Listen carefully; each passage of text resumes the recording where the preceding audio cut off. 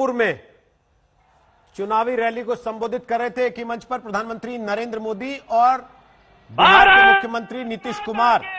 आत्मनिर्भर बिहार और आत्मनिर्भर भारत, दो सपने प्रधानमंत्री नरेंद्र मोदी ने अपने इस भाषण में दिखाए हैं बिहार के लोगों को, और साथ ही महागठबंधन पर निशाना साधा, यह कहते हुए कि इन लोगों ने केवल झूठे वादे किए, झूठे सपने दिखाए हैं। बिहार निवेश का हकदार है। उसकी गति और तेज हो जरूरी इसलिए है ताकि देश को सशक्त करने के लिए जो फैसले लिए गए हैं वो बिहार में भी तेजी से लागू हो, वरना एनडीए के विरोध में आज जो लोग खड़े हैं वो देश हित के हर फैसले का विरोध कर रहे हैं। जम्मू कश्मीर से धारा 370 हटाने का फैसला हो, ये लोग विरोध कर रहे हैं। 3 तलाक के विरुद्ध कानून बनाकर मुस्लिम महिलाओं को नए अधिकार देना हो, ये लोग विरोध कर रहे हैं। भारत की जांबाज सेना आतंकियों पर कोई कार्रवाई करे, सरहद पर तिरंगे की शान बढ़ाए, ये लोग विरोध में हैं।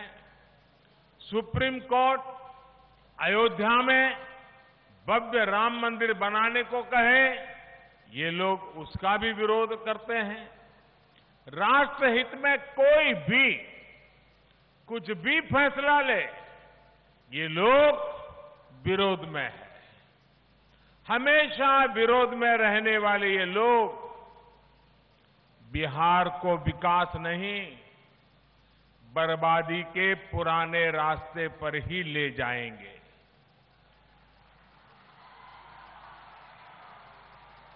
साथियों, ये सिर्फ सत्ता सुख के हैं।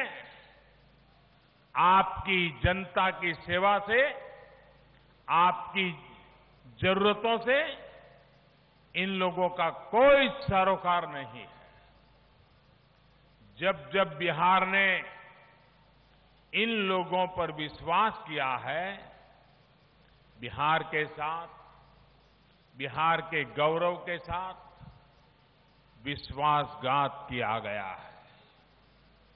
बिहार को लूटकर इन लोगों ने अपने परिवार की तिजोरियां भरी हैं, अपने रिश्तेदारों को अमीर बनाया है।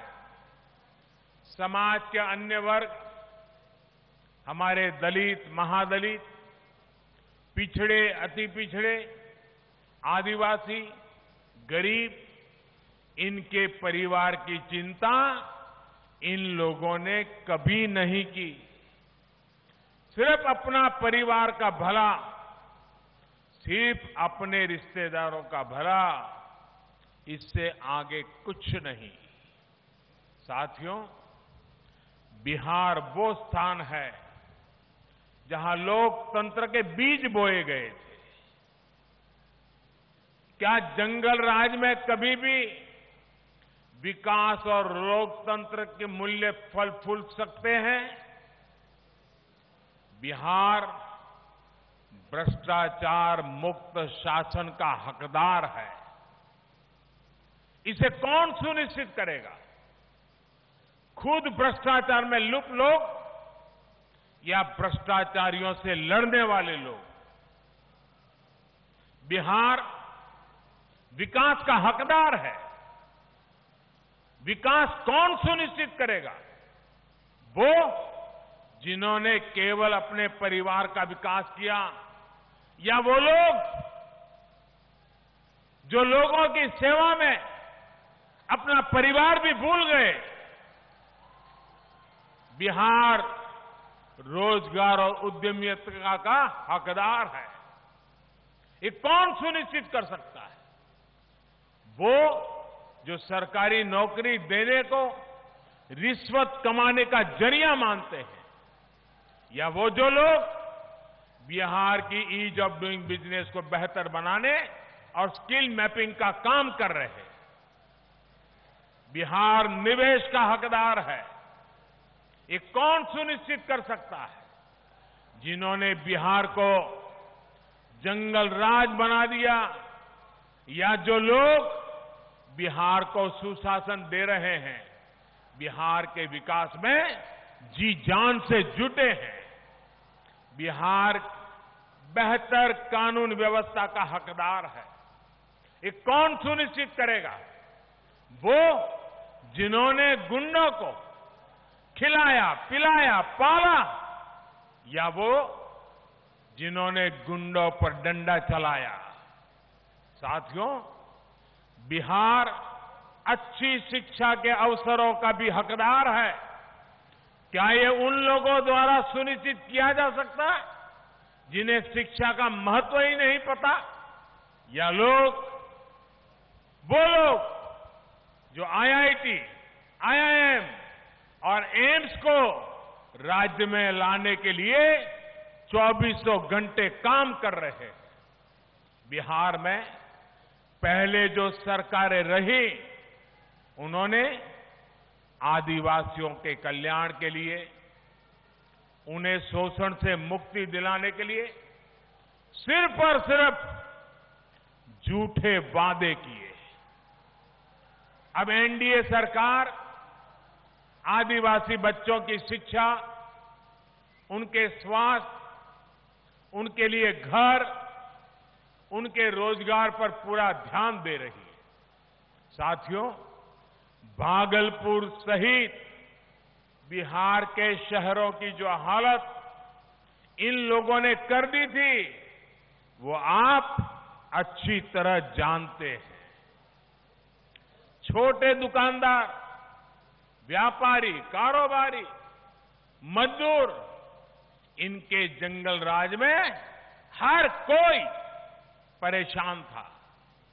इसी का नतीजा था कि भागलपुर, मुंगेर सहित यहां के तमाम जिलों में सिल्क के अलावा दूसरे उद्योगों के लिए भी जो अवसर थे, वो खत्म होते गए। भाइयों और बहनों, सामान्य जन की सुविधा के लिए बिहार के युवा के रोजगार और स्वरोजगार के लिए बिहार के इंफ्रास्ट्रक्चर पर ध्यान देना बहुत जरूरी था। इसी सोच के साथ बिहार के लिए 1.25 लाख करोड़ रुपए का प्रधानमंत्री पैकेज घोषित किया गया। बीते सालों में बिहार में 3,500 किलोमीटर के राष्ट्रीय राजमार्ग या तो बने हैं या फिर उनको चौड़ा किया जा रहा है। भागलपुर से गुजर रहे राष्ट्रीय राजमार्ग के चौड़ीकरण के लिए भी अब स्वीकृति दी जा चुकी है। इस नेशनल हाईवे का लाभ भागलपुर और बांका के साथ साथ आसपास के कई जिलों को होगा। हमारे व्यापारी, कारोबारी साथियों को होगा। लगभग 750 किलोमीटर से ज्यादा रेलवे लाइनों के चौड़ीकरण, बिजलीकरण और ओवरब्रिज बनाने का काम भी बिहार में तेजी से पूर्णता की तरफ आगे बढ़ रहा है।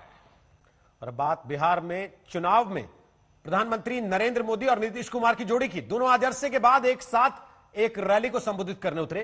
पीएम मोदी ने आज सासाराम से अपने चुनाव प्रचार का आगाज किया। इस मौके पर मंच पर मोदी और नीतीश ने एक दूसरे की खूब तारीफ की। ये सत्ता के बदलते समीकरण की खूबसूरत तस्वीर है। एनडीए के चुनाव प्रचार में जान फूंकने सासाराम आए पीएम मोदी बिहार के सीएम नीतीश कुमार के साथ मंच साझा कर रहे थे। दो तस्वीरें देख रहे हैं। मंच पर पीएम मोदी के आते ही हाथ जोड़कर दोनों नेता एक दूसरे का अभिवादन कर रहे हैं और जाते वक्त भी ऐसी ही तस्वीर है। इस तस्वीर की अहमियत हम आपको बताएंगे, लेकिन पहले पीएम मोदी के भाषण का ये हिस्सा सुनिए। बिहार के लिए, बिहार के उज्जवल भविष्य के लिए हम फिर एक बार नीतीश जी के साथ आए। साथियों, 2014 में प्रधान सेवक बनने के बाद ये आंकड़ा लोगों को याद नहीं आ रहा है, बिहार में याद कराना पड़ेगा। मुझे नीतीश जी के साथ कंधे से कंधा मिलाकर काम करने के लिए सिर्फ 3-4 साल का ही मौका मिला है। श्रद्धेय मोदी जी के नेतृत्व में केंद्र सरकार ने जो काम किया है, नीतीश और मोदी के बीच आज अच्छी खासी केमिस्ट्री साफ दिखाई दी। नीतीश अपने भाषण के दौरान बार बार श्रद्धेय नरेंद्र मोदी बोलते रहे और उनके मार्गदर्शन का गुणगान करते रहे। कोरोना वायरस का दौर चला पूरे दुनिया में, लेकिन उसको नियंत्रित करने के लिए श्रद्धेय मोदी जी के नेतृत्व में इस देश में काफी पहल हुई और हम लोगों ने बिहार में इनके द्वारा जारी गाइडलाइन के मुताबिक सब काम करने की कोशिश की है। पीएम मोदी ने नीतीश कुमार के इस दावे का अनुमोदन किया और कोरोना के खिलाफ जंग में उनके नेतृत्व की तारीफ की। कोरोना महामारी से बचने के लिए तेजी से जो फैसले लिए गए हैं, जिस तरह बिहार के लोगों ने काम किया, नीतीश जी के नेतृत्व में एनडीए सरकार ने काम किया, उसके नतीजे आज दिख रहे हैं। ज्यादा दिन नहीं बीते, करीब 7 साल पहले की ही तो बात है जब बीजेपी की तरफ से नरेंद्र मोदी को पीएम उम्मीदवार बनाए जाने के बाद नीतीश ने बीजेपी से नाता तोड़ लिया था। 2015 में नरेंद्र मोदी नीतीश के खिलाफ चुनाव प्रचार कर रहे थे, लेकिन आज मोदी ने खुलकर नीतीश सरकार के लिए वोट मांगे। भाइयों और बहनों, आत्मनिर्भरता के संकल्प को मजबूत करने के लिए फिर नीतीश जी की अगुवाई में सरकार बनाना जरूरी है। बिहार में भाजपा, जेडीयू, हम पार्टी और वीआईपी के गठबंधन यानी एनडीए की सरकार जरूरी है। बिहार को आत्मनिर्भर बनाने के लिए इस ऐलान से मोदी ने नीतीश के नेतृत्व के खिलाफ चल रही अटकलों का पटाक्षेप कर दिया कि अगर एनडीए की सरकार बनेगी तो अगुवाई नीतीश ही करेंगे। सासाराम से सुजीत कुमार झा और चित्रा त्रिपाठी के साथ आज तक ब्यूरो। बिहार चुनाव में प्रधानमंत्री नरेंद्र मोदी की हुंकार से सियासी फिजा में गर्माहट आ गई है। शुरुआत प्रधानमंत्री नरेंद्र मोदी ने आज सासाराम से की। सासाराम की रैली में पीएम ने लालू परिवार पर निशाना साधा और साथ ही यूपीए सरकार पर बिहार की विकास की गति को रोकने का आरोप लगाया। गया और भागलपुर में पीएम मोदी ने रैलियां की। भागलपुर की रैली में पीएम ने कहा कि बिहार विकास का हकदार है। ऐसे लोग जिन्होंने सिर्फ अपने परिवार का विकास किया, वो दोबारा बिहार पर राज नहीं कर सकते। गया में पीएम ने कहा कि आज के बिहार में लालटेन की जरूरत खत्म हो गई है। तो एक के बाद एक प्रधानमंत्री नरेंद्र मोदी ने महागठबंधन पर ताबड़तोड़ हमले किए। हम सभी के बीच हमारे देश के यशस्वी प्रधानमंत्री जी यहां। तो पीएम मोदी ने आज बिहार में एनडीए के लिए चुनाव प्रचार का शंखनाद कर दिया। उन्होंने बिहारी स्वाभिमान और बिहार गौरव का जिक्र करते हुए गलवान और पुलवामा में बिहार के बहादुर जवानों के बलिदान को भी नमन किया। सासाराम की रैली में पीएम मोदी ने कश्मीर से आर्टिकल 370 हटाने की बात भी की और विपक्ष को इस बात पर घेरा कि विपक्ष इस फैसले को पलटने की बात कर रहा है, लेकिन वो किसी भी सूरत में ऐसा होने नहीं देंगे। नरेंद्र मोदी जिंदाबाद, नरेंद्र मोदी जिंदाबाद। सासाराम में मोदी की पहली रैली थी और इस रैली में पीएम मोदी ने विपक्ष पर हमला करने से पहले गलवान के सपूतों को याद किया। अपने भाषण में पीएम मोदी ने तिरंगे की खातिर गलवान में शहीद हुए बिहार के सपूतों को श्रद्धांजलि दी।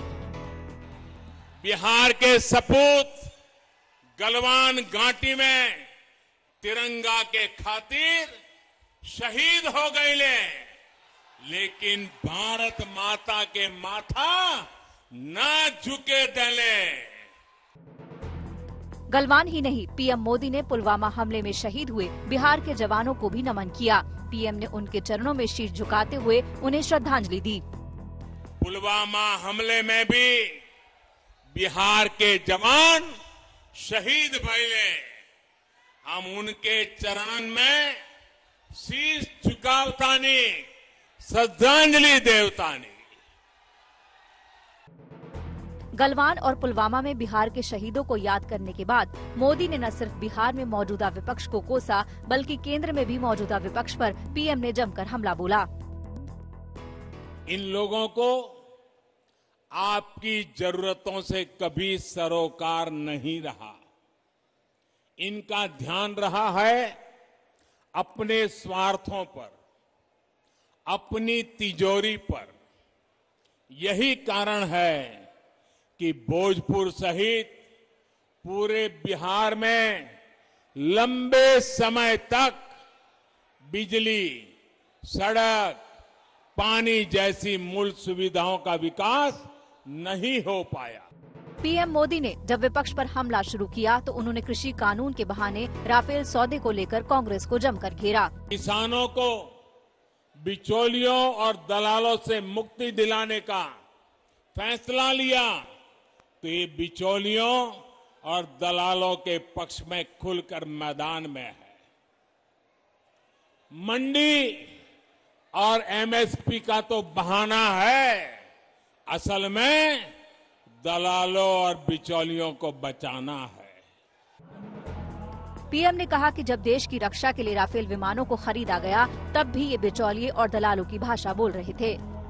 जब देश की रक्षा के लिए राफेल विमानों को खरीदा गया तब भी ये बिचौलियों और दलालों की भाषा बोल रहे थे।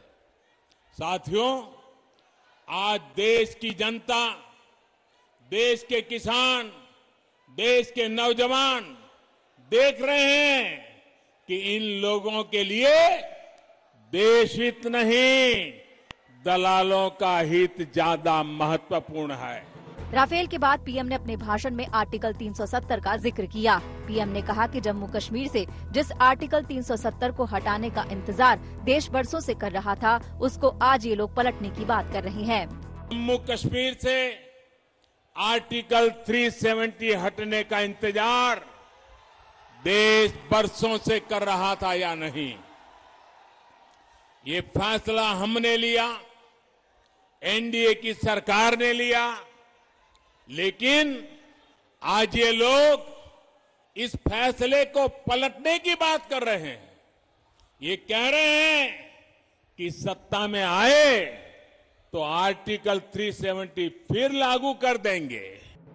बिहार का चुनाव था तो बिहार के मुद्दे भी जरूरी थे, लेकिन मोदी ने राष्ट्रवाद के मुद्दों पर भी विपक्ष को न सिर्फ घेरा बल्कि उन पर ताबड़तोड़ हमला कर दिया। सासाराम से चित्रा त्रिपाठी के साथ आज तक ब्यूरो। तो कोरोना की वजह से कई पाबंदियों के बीच पीएम मोदी की रैली का आयोजन हुआ था। रैली स्थल पर लोगों की मौजूदगी सीमित रखी गई थी, लेकिन लाइव स्ट्रीमिंग के जरिए मोदी का संदेश पूरे बिहार में पहुंचाने का इंतजाम किया गया था। अपने भाषण में पीएम मोदी ने भोजपुरी में बिहारी गौरव और स्वाभिमान की बात करके वहां के लोगों की संवेदना को छूने की कोशिश भी की।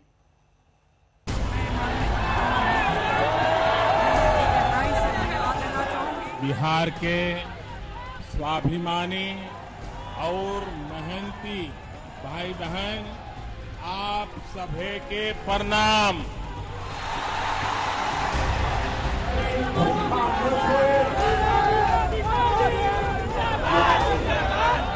भारत के दिल बाटे बिहार, भारत के सम्मान बा बिहार, भारत के स्वाभिमान बा बिहार, भारत के संस्कार बा बिहार, आजादी के जय घोष बा बिहार, संपूर्ण क्रांति के शंखनाद बा बिहार, आत्मनिर्भर भारत के परचम बा बिहार।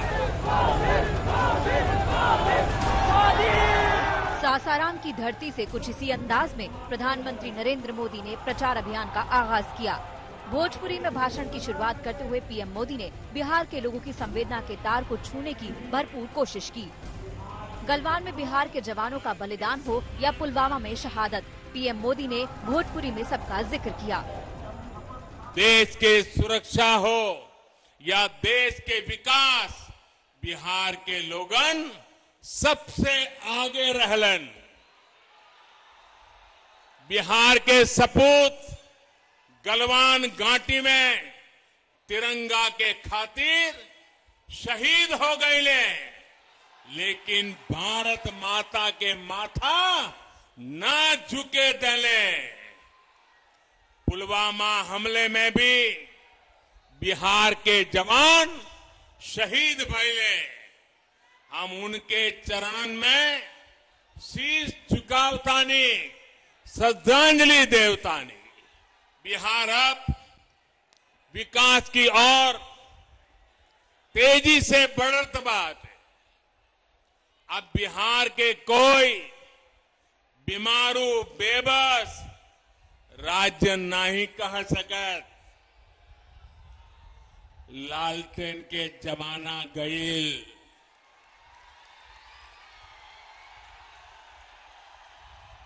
पिछले 6 सालन में बिजली के खपत 3 गुना बढ़ गईल बाटे।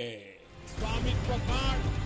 भोजपुरी में भाषण और बिहार के स्वाभिमान की बात। अपने करीब 40 मिनट से ज्यादा लंबे भाषण में पीएम मोदी ने बिहार को कनेक्ट करने की भरपूर कोशिश की। आखिरी समय तक, आखिरी सांस तक मेरे साथ रहने वाले रामविलास पासवान जी, उन्हें मैं अपनी श्रद्धांजलि अर्पित करता हूं। उसी प्रकार से बाबू रघुवंश प्रसाद सिंह जी ने भी गरीबों के उत्थान के लिए निरंतर काम किया। वो भी अब हमारे बीच नहीं है। मैं उन्हें भी अपनी आदरपूर्वक श्रद्धांजलि अर्पित करता हूं। माननीय प्रधानमंत्री पीएम मोदी जहां भी जाते हैं वहां के लोगों से खुद को जोड़ने का हुनर उन्हें बखूबी आता है। बिहार के गौरव का गुणगान करते हुए सासाराम की रैली में भाषण का एक बड़ा हिस्सा भोजपुरी में देना उसकी तस्दीक करता है। ये कनेक्ट वोट में कितना तब्दील होगा, इसका फैसला 10 नवंबर को सामने आएगा। सासाराम से सुजीत कुमार झा और चित्रा त्रिपाठी के साथ आज तक ब्यूरो। एक तरफ पीएम मोदी ने आज बिहार के चुनाव प्रचार में एंट्री की, तो कांग्रेस के नेता राहुल गांधी ने भी अपने चुनाव प्रचार अभियान का आगाज आज ही किया।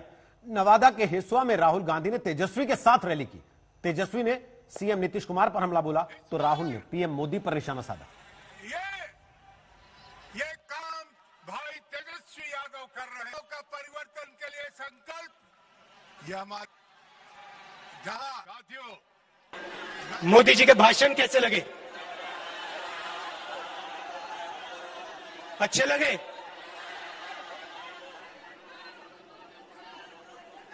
उन्होंने कहा कि बिहार के जो हमारे सैनिक शहीद हुए, उनके सामने प्रधानमंत्री अपना सिर झुकाते हैं। नरेंद्र मोदी जी ने कहा पूरा देश उनके सामने, बिहार के शहीदों के सामने सिर झुकाता है। मगर सवाल ये नहीं है, सवाल सिर झुकाने का नहीं है, सवाल दूसरा है।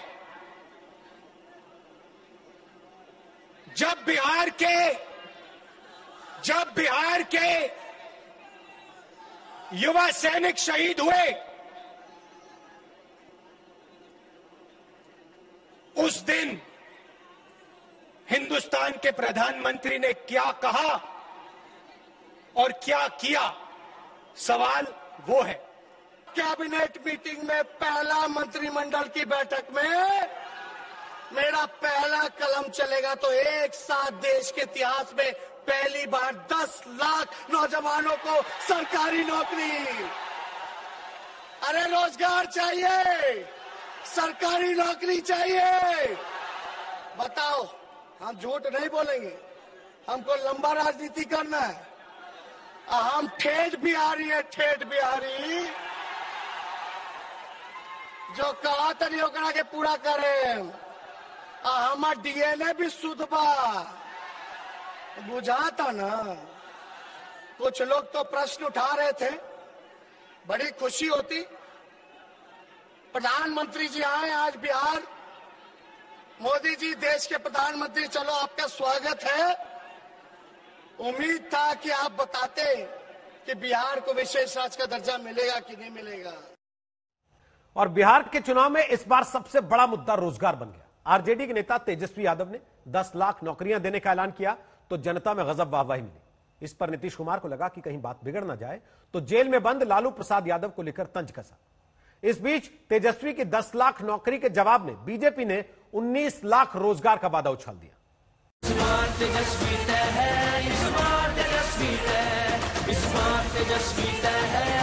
अगर मुख्यमंत्री आप बनाइएगा, आपका भाई बनेगा, तो मेरा पहला अगर कदम चलेगा तो 10 लाख नौजवान के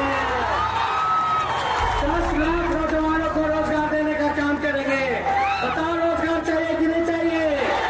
आरजेडी के नेता तेजस्वी यादव जब चुनावी रैली में कहते हैं कि वो 10 लाख लोगों को रोजगार देंगे तो भीड़ का जोश बढ़ जाता है। लेकिन तेजस्वी के इस बयान से मुख्यमंत्री नीतीश कुमार को गुस्सा आ गया। तंज में बोले कि नौकरी के लिए पैसा कहां से आएगा। आजकल हम देखते हैं, कहता है इतना लोगों को नौकरी दे। अच्छा, ऐसा कहीं है कोई दुनिया में जी? आप उतने लोगों को नौकरी दोगे तो बाकी को क्या ही दोगे? सबको दे दो। आप पैसा कहां से लाओगे? जिसके चलते अंदर गए उसी पैसा से होगा। क्या राज्य में तो नहीं पैसा होगा?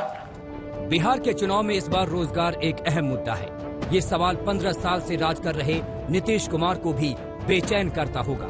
शायद इसीलिए कुछ दिनों पहले ही बिहार के लोगों को समझाया था कि रोजगार का समंदर से कितना अच्छा नाता है।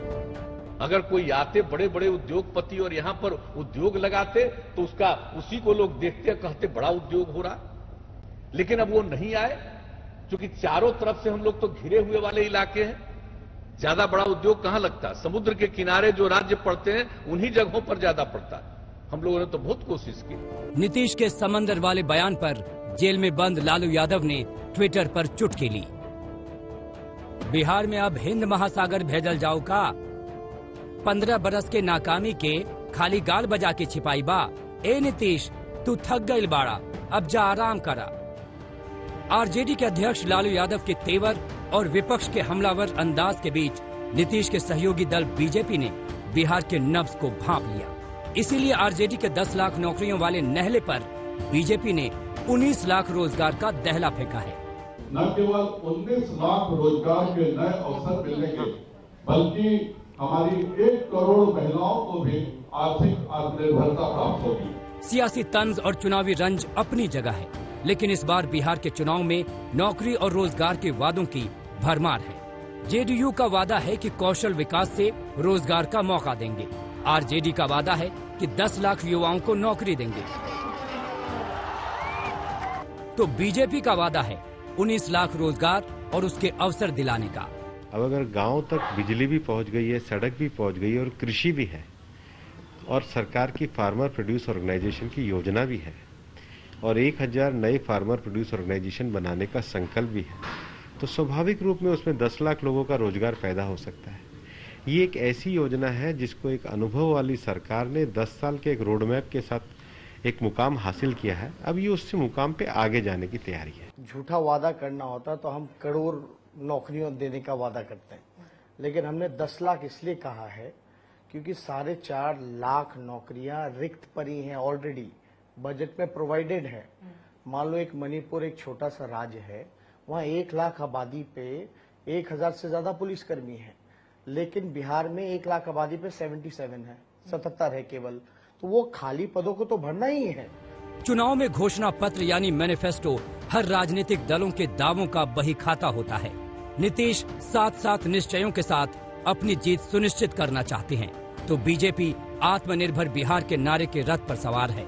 महागठबंधन में सबसे बड़ा वादा 10 लाख नौकरियों का है, लेकिन साथ ही बीजेपी और नीतीश पर चुटकी भी है कि क्या हुआ बिहार के विशेष दर्जे का। अगर वो सीतारामन जी आ रही हैं तो उनसे पूछिए कि 1.25 लाख करोड़ का पैकेज कब और कैसे मिला बिहार को, या मिला ही नहीं। और हम तो एक सवाल कृपया मीडिया के लोगों से भी हम आग्रह करेंगे कि सीतारामन जी से पूछिए, वित्त मंत्री भारत सरकार से, कि बिहार को विशेष राज्य का दर्जा क्यों नहीं मिला, क्या मिलेगा? विशेष दर्जे की बात तो नहीं है, लेकिन बीजेपी के विजन डॉक्यूमेंट में मुफ्त कोरोना वैक्सीन देने, दरभंगा में एम्स खोलने, 3 लाख नए शिक्षकों की भर्ती और 2 साल में 30 लाख गरीबों को मकान देने का वादा है। लेकिन तेजस्वी नीतीश का नाम लेकर ही एनडीए पर हमला बोलते हैं। लोग यही सवाल पूछ रहे हैं, नीतीश जी, दुख दर्द में आपने आंख चेहरा मोड़ लिया, मुंह मोड़ लिया, बाढ़ हो कोरोना हो तब तो आप हेलीकॉप्टर अपना नहीं चलाएं, अब वोट लेने के लिए आप आ रहे हैं। किस आधार पे आप वोट मांगने आए हैं? 15 साल में एक कारखाना नहीं लगा, रोजगार नहीं लगा, पलायन नहीं रुका, गरीबी नहीं मिटी, भुखमरी नहीं मिटी, तो किस आधार पे वो वोट मांग रहे हैं? केवल और केवल लाठी से पिटवाने का काम किया नौजवानों को, शिक्षकों को, सरकारी कर्मचारियों को। तेजस्वी का फोकस सरकारी नौकरियों पर है तो कांग्रेस के वादे में 1.5 साल में 2.5 लाख शिक्षकों की भर्ती, बेरोजगारों को 1500 रुपए मासिक भत्ता, गरीबों को मुफ्त बिजली और किसानों से कर्ज माफी जैसे मुद्दे शामिल हैं। बिहार स्वर्णिम तरक्की की नई इबारत चाहता है। बिहार एक नई सोच, नया रास्ता, नया तेज चाहता है। बिहार करवट ले रहा है, बिहार बदल रहा है। इसीलिए हम सब ने कहा है कि बोले बिहार बदले सरकार। जिस तरह विपक्ष ने रोजगार और नौकरियों पर नीतीश सरकार को घेरा है, वो नीतीश को बेचैन कर सकता है। रोहित सिंह के साथ हिमांशु मिश्रा, पटना आज तक।